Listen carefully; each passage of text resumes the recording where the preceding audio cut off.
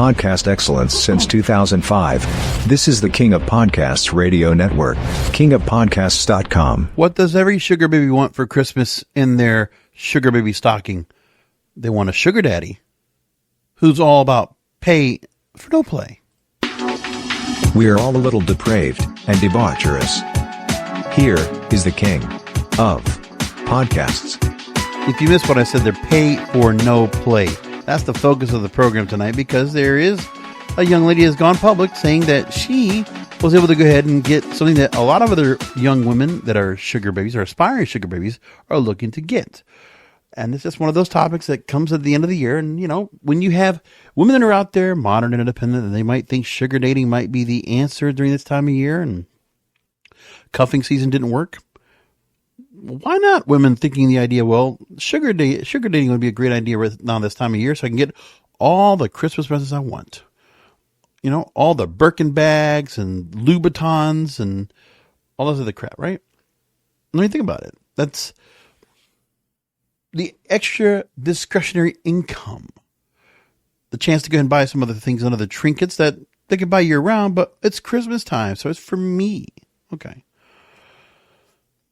Thanks for being here on the program, The Praise and the Bodgers. We're here every week for you, and I will not be missing anything throughout the holiday season. This show will continue, and I'm trying to get a couple of interviews set up with a couple of the dating sites out there. I'd love to go and get some word on that from them, and just, you know, get some more insight and learn from them. So there's a couple of different sites I'm trying to get in touch with. They've actually reached out to me first, and I'm reaching back out to them to see if we can get some things put together. So some interesting things that come up. Hopefully we'll get some interviews to go ahead and drop into the program very soon. Good for this time of year. And if not, I'll especially do some stories that really do matter about what the year of 2024 is all about. That was depraved and debaucherous in 2024. We're going to get into a year-end recap soon enough. Get ready for that. That'll be up on subsequent episodes of the program. And if you found any of the past episodes you want to go and hear more about, well, just go ahead and look around. You can find a program. Apple Podcasts, Spotify, YouTube Music, iHeartRadio, among other places. And make sure to go and drop a like, share, subscribe if you're listening on the YouTube channel, which some of you might be doing. And I appreciate all that. Now, before you ask me about commenting on anything that's sugar daddy related that might be in the news this week, yes, I'm aware of the seeking arrangement whistleblower. That's what she's calling herself. The puns are abundance if you talk about that. Yes, so there is a young lady that is put out a book talking about all the secrets she has about being a poster girl for the website and now is a whistleblower for seeking arrangement. And her name is Brooke Urick. And originally was a sugar baby, became a poster girl for the website, and put out a book about her experience called Wink Wink Nudge Nudge, Sexual Exploits and Secrets from Inside a Sugar Daddy Website. Yeah. And the whole story was about politics, right? Smearing some political people, I'm not into it. You know, we already know that politicians that are out there are sleazy or anything, okay? You know, if you need to go ahead and get to that, there's a couple of presidents and some other Congress people that went for office that we could talk about, okay? I don't need to go into that right now. We'll leave that alone. It's just not fun. It doesn't matter. People don't matter either. So let's just move along with that. Let's get back to this, because we're going to talk more about what matters to all of us, to us men out here. Now, sugar baby revelations from the Philippines. The thought of a woman getting 100,000 pesos, which is what, 50 something thousand dollars. I forget how much it is altogether, but that's a week, by the way.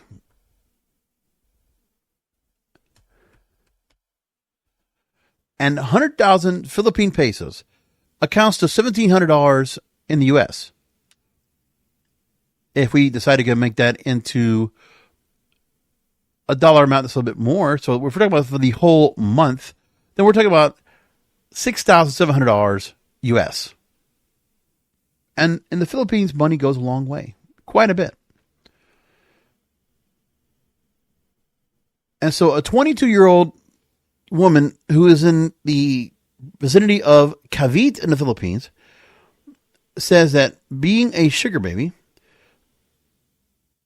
that she was talking about the fact that, well, there are 250,000 sugar babies in the Philippines, and they're getting an average monthly allowance of 52,000 pesos. 52,000 pesos. Let me just give you that once again. The conversion of that, if you want to make sure you understand what that is. 52,000 pesos. On average, that's roughly less than $1,000 a month, US. $882.87 in current pricing right now in the Philippines. So, ladies, let me tell you like this. For a guy that wants to go ahead and support a woman in the Philippines that they think they might get together with and they might marry or something like that, imagine the fact that, okay, if the woman can get an average rate and divide it over a month, so it's $220 a week. That's it. If you were able to go ahead and support a woman at $1,000 a month on average, if you're American, you're trying to go support a girl in the Philippines because you're looking to go ahead and marry them, or you're going to be that virtual sugar daddy, eventually to go ahead and bring her over or go over there and whatever it is. So this 22-year-old said that the arrangement not only pulled her out of poverty, but also offered her a glimpse of a life she never imagined possible.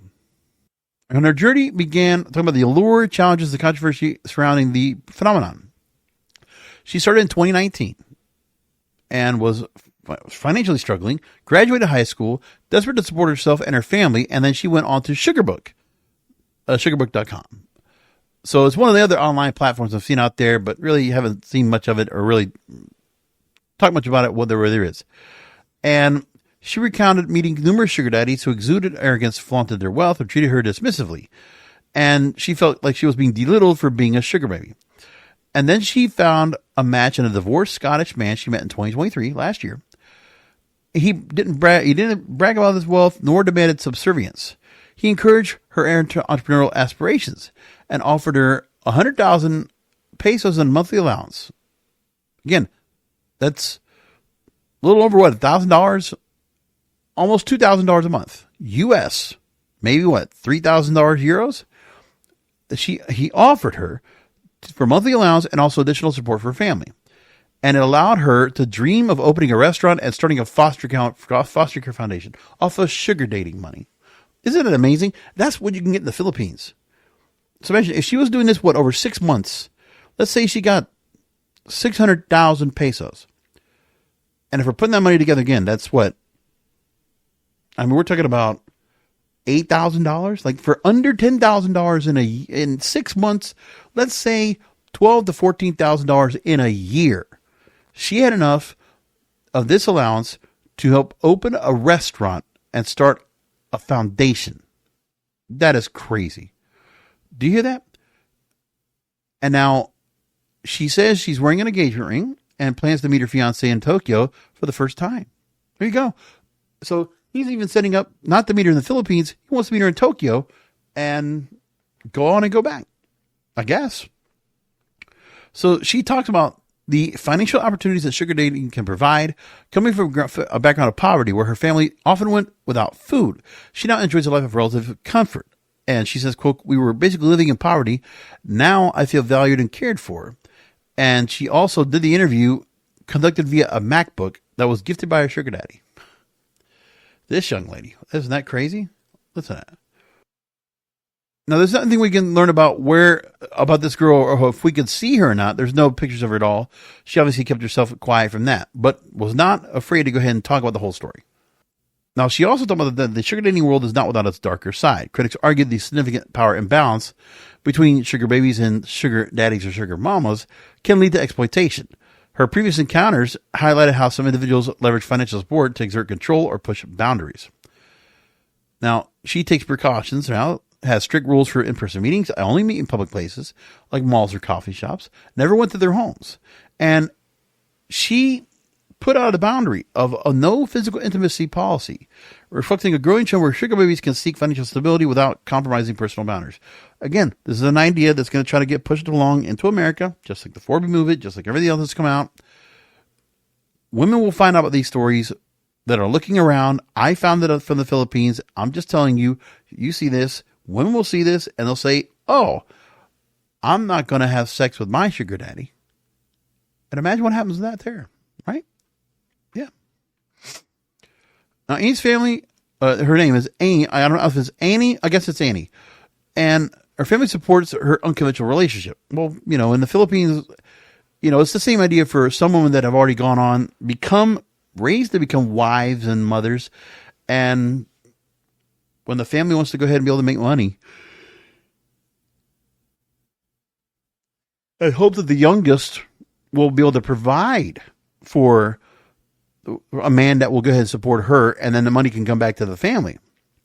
That's the idea. And the sugar dating thing only we're talking about the mail order brides, predates what sugar dating was. This is still the version of mail order brides now today. That's what this is. And so the sugar dating for this divorced Scottish man, who is obviously wealthy and able to spend a couple $1,000s on her a month and able to help her in her entrepreneurial venture, right? He's able to go and do this, and now he's going to go ahead and plan to marry her.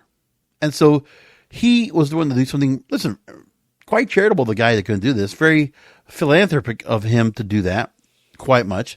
But yeah, what are you going to do? Now, her confidence in navigating the challenges through her upbringing, which normalized relationships with foreign partners known as AFAM, a colloquial term for white foreigners. She acknowledges that not everyone is as fortunate. I'm lucky, quote, my sugar daddy respects me and supports my dreams. Many don't have the same experience. So her story is a modern day fairy tale. Yes, this is Pretty Woman, right? From receiving expensive gifts to forming close bonds with a fiance's children. Her story challenges the stereotype of sugar relationships as purely transactional. And I've talked about this for a long time. Remember, I think there's about a good 30% of women that are on these sites that are purely transactional.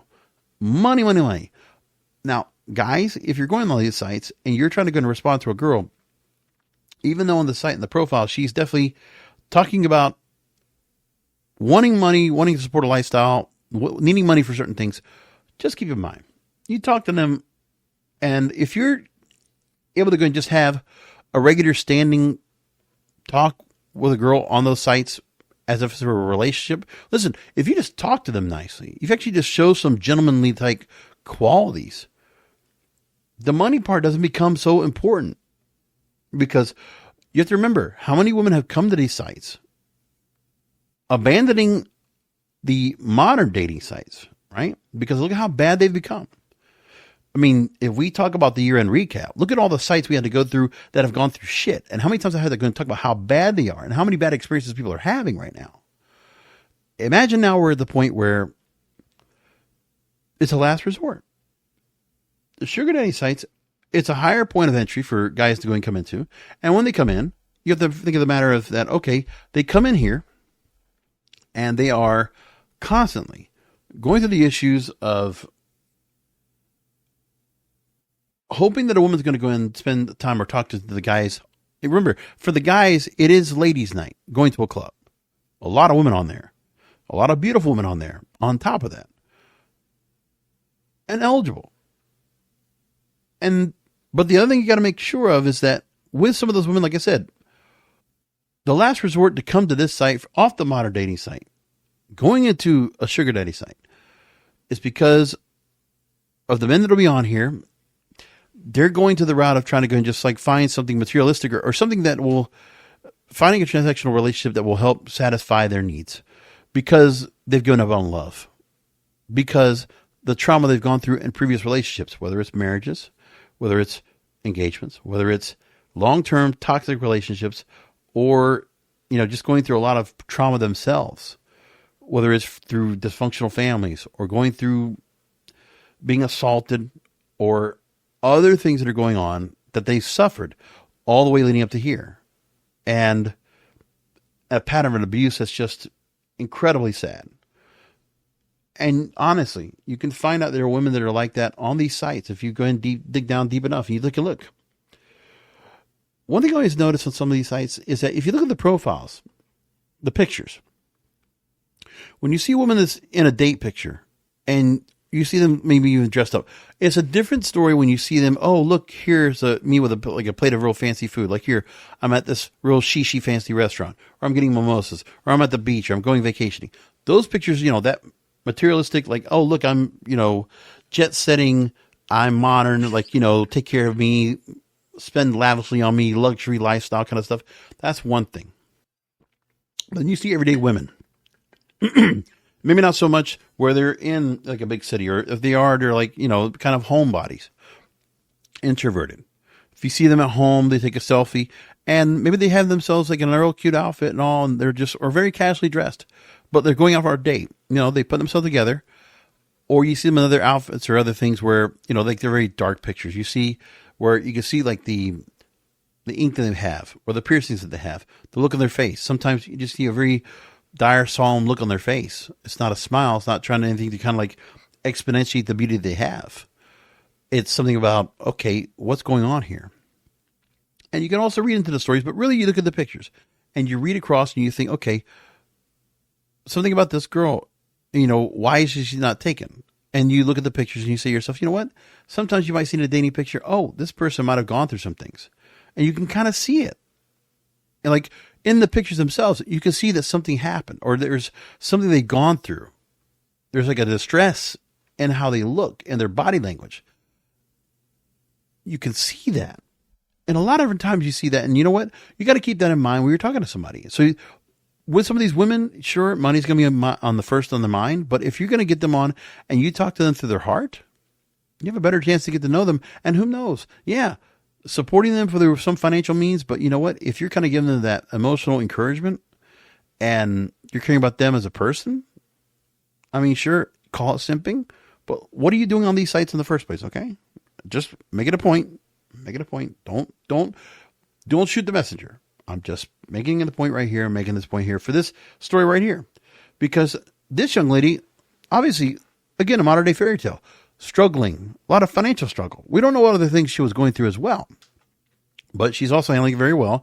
And for her, she identifies best in the Philippines as a girl that's very submissive, very old fashioned, because, talk about really a lot of religious education, maybe a Catholic or maybe some other Christian kind of deity, faith-based, very family-based with a lot of family around them, right? And very traditional, very traditional. So you got to think about the fact that they'll have extended families, and then you want to wonder, like, the guys they have, that there's a reason why those guys in the Philippines are not getting these girls, or not holding on to them, because they don't treat them well. There's a bit of an issue about that. Same thing with Latin American men. Same thing with women, or women that deal with being with men in India or in Africa. Like there's just some relationships where like the guys are very much, over masculine, alpha, very probably like a toxic masculinity to them, a little bit like a little more machismo and all, and thinking they have control over women, almost like caveman mentality. And that could very well happen to the Philippines as well. Just keep that in mind. Now, there are people that are actually commenting about the sugar dating phenomenon in the Philippines, and some people have actually commented about this. They say, well, one comes on and says, well, 100,000 pesos a month for companionship. Some of us are clearly in the wrong career. Another one says, as long as it's consensual and empowering for her, who are we to judge? Another says, let's not glamorize this too much. The power imbalance is a real issue. Another says, stories like this make me want to rethink my 9-to-5 grind. Where do I sign up? Another one, sugar dating often blurs the line between mutual benefit and exploitation. Be cautious with these narratives. And finally, one more. If she uses the support to build a business and help others, that's a win in my book. So she's going to soon meet her fiancé in person for the first time. And whether she views this as an empowering choice or a troubling social trend, sugar dating reflects the complexities of modern relationships and economic realities. And for her, it's been transformative, offering her a chance to rewrite her narrative and escape poverty. So in the advice she also gives here, establish boundaries, prioritize safety, remain true to your values. But how many guys are actually meet with these girls and it's just virtual and there's not meeting up? Because we all know that the guys you're looking on here, they're not necessarily looking for sugar babies that are within their area. But I mean, some of them are. Some of them are. Like for me, when I was on those sites, I didn't look for anybody in Florida. I mean, I already know Florida, it's much a lost cause. Because how many women are on here that are clout chasing, status seeking, and expect a certain lifestyle, have a certain taste in things, and they're outgoing. And I'm like, well, I don't want to deal with that. Any girl from Miami, West Palm Beach, Florida? No, pass. Pass. Too much of that. Too much. Now, to move on into what is going on in the Philippines in terms of the amount of women that are into this right now. Sugarbook is one of those sites. It's been very popular for the Philippines because this company is Malaysian. And various metro areas are top regions for sugar relationships. Now, as we talked about, when I looked at the story, how many women did they say in the Philippines that are sugar babies right now? 250,000 sugar babies in the country. How many sugar daddies are there out there? 33,000 in Metro Manila, the major area of Manila so far. And if we want to add over in the areas, according to Sugar Book, they talk about this, okay? You add the numbers up. It's what? 49, 59, 67, a little under 70,000 sugar daddies in the Philippines. Meanwhile, we know there are more than 250,000 overall in the Philippines. So they're seeking overseas. It's the new mail order kind of thing, but that's what happens. Now, when we talk about the fact that the highest monthly allowance for Filipino sugar babies is 52,000 pesos. Again, that's what, a little under $1,000 a month US. And 22% of them earn between 141,000 to 283,000 in a single month. And if you try to convert that up, what are we talking about? Let's like double it up. Okay, let's say $2,000 US or $3,000 US a month. Now, on average, there are some women that are on these sites in America or Europe or other first world countries, let's just say. They expect $4,000 a month. They expect $1,000 a month on average. But remember, for the guys that are out here, the passport bros, the sugar daddies that are also looking out here going to go overseas, they look at these markets because they see how much their money goes on. All right.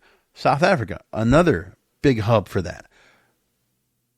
Areas of Africa, which would be Kenya or Nigeria, also hotbeds for guys that will go and look for this as well. And then the other thing applies to, say, Bangladesh or India, because money goes really well as well there. And then you just look and you see, okay, there's a reason why. Thailand, same thing. So guys will look at this and say, okay, there's an advantage here. Same thing goes also for New Zealand and Australia, to be honest with you, because money will go well there as well. It'll go a long way, believe it or not. One more thing I want to go and wrap up with for the week, and that is that I received some information from a site called Yuzu, Y-U-Z-U, and they recently had a cuffing season survey. So in their survey, you got to look at how many people that were actually part of this, but they said that in their survey, there was a significant shift among Generation Z women, prioritizing platonic relationships over romantic relationships in the colder months. And this trend highlights a redefinition of social norms and offers fresh insights into how Gen Z is approaching community and connection. Interesting story. I was trying to go and just figure out what's going on here and how they're trying to go and say all this. But yes, cuffing season. That's what they're talking about here. So the key highlights I have right now are 60% of Generation Z women, Gen Z women, are actively seeking platonic relationships or friendships during cuffing season. 66.7% value friendships equally or more than romantic relationships. And Gen Z women are over 2.5 times more likely than men to prefer group activities with friends. That's amazing. Now, Yuzu is a new social app for the Asian community, surveying their users about this. And then also the redefining social norms and how Gen Z women socialize. That Gen Z women are looking for authentic connections over casual flings. They're seeking more genuine relationships that offer emotional support and personal growth, moving away from the traditional focus on romantic hookups during cuffing season. They want friends or situationships. We talked about that last week. Community building and shared experiences they also want. A strong emphasis on collective enjoyment with group activities and social gathering preferred over one-on-one dates. So yeah, they don't want to be alone with another person. They want to be in a group. And the mental well-being and support networks. Recognizing the importance of mental health, Gen Z women are leveraging friendships to create supportive networks that help navigate the challenges of the colder months. And when you hear all this, it's like there's safe spaces here. There's more of this coddling of the women here because for whatever reason, you got to ask yourself, why is it they're worrying about mental health at such a young age? Why are they worrying about not allowing themselves to have their heart broken and learning how to love? I mean, unfortunately, young women are going to learn to be heartbroken because they don't always get to keep the high school sweetheart, and they're going to go ahead and hold on to them for a relationship. No, we're going to have breakups. We're all going to have breakups, right? I can't say that for myself, but I know other women and other men have had breakups, right? And you go through those. Your heart gets broken, but you do find a way to mend your heart and bring yourself back up. But the idea that women can't learn and mature in what love and relationships are all about because they can't even get on that first date and have the date be something that could be romantic or intimate or leads to that direction. There's a problem with that there. Again, the collective enjoyment, group activities, social gatherings. So no one-on-one dates, no one-on-one attention. How you get to know somebody when you're in a group like that? You don't. There's really not anything there. And then mental well-being and support networks. That women need friendships to create supportive networks, helping navigate the challenges of the colder months. That's the preference of this over everything else. And so overall, Gen Z women are looking at the cuffing season, the colder months of the year, a way to strengthen friendships, a time to strengthen friendships, build communities and focus on personal well-being, than rather solely seeking romantic relationships or partnerships. Whether engaging in group activities or nurturing friendships, Gen Z women are redefining what it means to be connecting during the colder months. So cuffing season, drop it. It's not even worth doing anything with. It's like, all right, we're not even going to be bothering about encouraging younger women to go and be a part of this. Like, okay, so cuffing season only works for older crowds. That's a new thing. And that's according to this particular app. But will that be something that will also pass along into America and to Western culture as a matter of time? Because that is concerning. You're going to tell me that less men and women are going to want to go ahead and find love or pursue it? Like, we know there's already been the issues of the apprehension or the fear or the concern about what kind of flack you're going to get as a guy if you do talk to a girl. We know technology makes a big difference. Everybody's wearing AirPods or earbuds, and they're not going to listen to anybody else. Like, you're not going to go ahead and, rudely try to go ahead and tap on the shoulder and try to get them to talk. Unless you might get eye attention, maybe eye contact, but I don't know. It's different now these days. And I would tell you guys, younger guys, if you're dealing with this right now and you're seeing yourself, wow, this is a lot they're going to deal with. Yeah, I'd be concerned about it too. I'd be very concerned about it. And I don't know what you do about it, but you know what? You better hope that, listen, you're not even talking about the fact that it's not even the consideration of just going on dates one-on-one. We're not talking about sex. We're not talking about anything like that.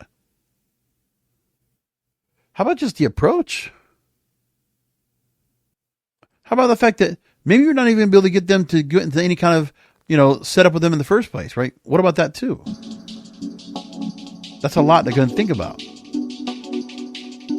Beware, guys. Gen Z women, are they going to let you be depraved and debaucherous?